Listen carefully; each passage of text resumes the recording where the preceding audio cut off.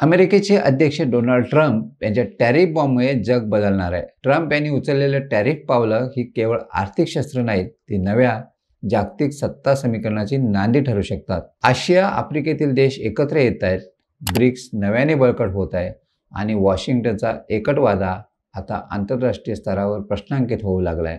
रशियाच्या स्पष्ट इशाऱ्यामुळे जागतिक राजकारणात खळबळ उडाली आहे. ही फक्त टॅरिफ वॉर नाही, ही आहे नव्या जागतिक व्यवस्थेची सुरुवात.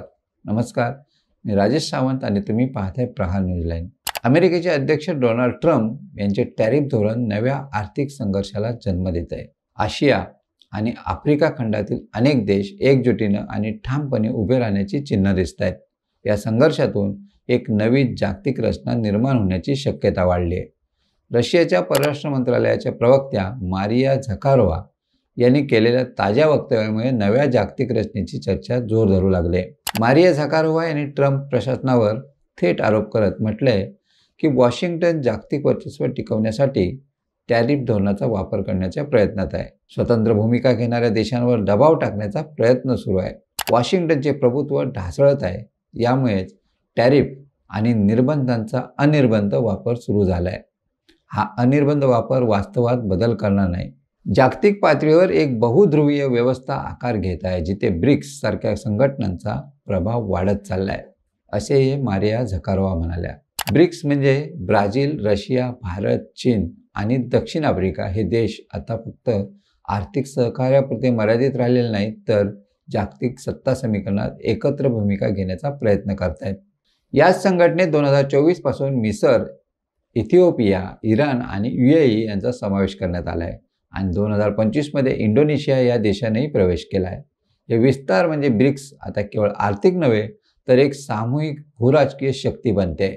विशेष लक्षात घेण्यासारखी बाब म्हणजे ट्रम्प यांनी या ब्रिक्स संस्थापक 5ही देशांवर थेट टॅरिफ आणि निर्बंध लावलेत. ब्राझीलवर 50% टॅरिफ, दक्षिण आफ्रिकेवर 30%, भारतावर 25% आणि रशियावर युद्धामुळे असंख्य निर्बंध. चीनशी तडजोडीची चर्चा सुरू आहे.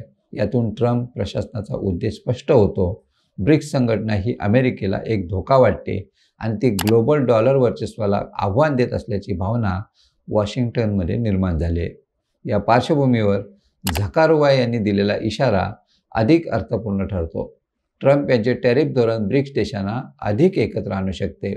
आर्थिक दडपणाने या देशांमधील सहकार्य वाढू शकते आणि शत्रूचा शत्रू तो आपला मित्र या तत्वाने जागतिक सत्ता केंद्राची पुनर्रचना होण्याची शक्यता निर्माण होते. त्याचबरोबर त्यांनी पश्चिमी देशांवर संरक्षण वार वाढवल्याचा आरोप करत सांगितलं की एकेकाळी मुक्त व्यापाराचा पुरस्कार करणाऱ्या राष्ट्रांनीच आता राजकीय हेतूने प्रेरित अडथळे निर्माण करून जागतिक अर्थव्यवस्था खंडित केली आहे. त्यामुळे ब्रिक्स सारख्या संघटनांनी एकमेकांशी असलेली व्यापार व धोरणविषयक जुळवाजुळव अधिक बळकट करणे आवश्यक ठरते. या घडामोडींचा भारतावरही विशेष परिणाम होऊ शकतो. भारत हा ब्रिक्समधील एक महत्त्वाचा स्तंभ असून जागतिक पातळीवर ग्लोबल साऊथचं नेतृत्व करण्याची क्षमता असलेला देश मानला जातो. ट्रम्प प्रशासनानं भारतावर टॅरिफ लावल्याने आणि रशियाची व्यापाराबद्दल दंडाची भूमिका घेतल्याने भारत अमेरिकेपासून काहीसा अंतर ठेवत बहुध्रुवीय धोरणांची दिशा घेईल का, हा प्रश्न अधिक महत्त्वाचा झाला आहे. आजच्या जगात कोणताही देश एकट्याने जागतिक वर्चस्व गाजवू शकत नाही. सहकार्य, समता आणि परस्परांविषयीचा सन्मान यावर आधारित जागतिक रचना हीच आजच्या जगाची गरज आहे. ट्रम्प यांचे टॅरिफ युद्ध जरी दबाव निर्माण करणारे असले तरी तेच एका नव्या जागतिक व्यवस्था निर्मितीसाठी खळबळ बांधवणारे ठरू शकते. तुम्हाला ही माहिती कशी वाटली कमेंट्समध्ये नक्की कळवा आणि अशाच नवनवीन व्हिडिओ पाहण्यासाठी प्रहार न्यूझीलँड चॅनलला लाईक, शेअर आणि सबस्क्राईब करायला विसरू नका. धन्यवाद.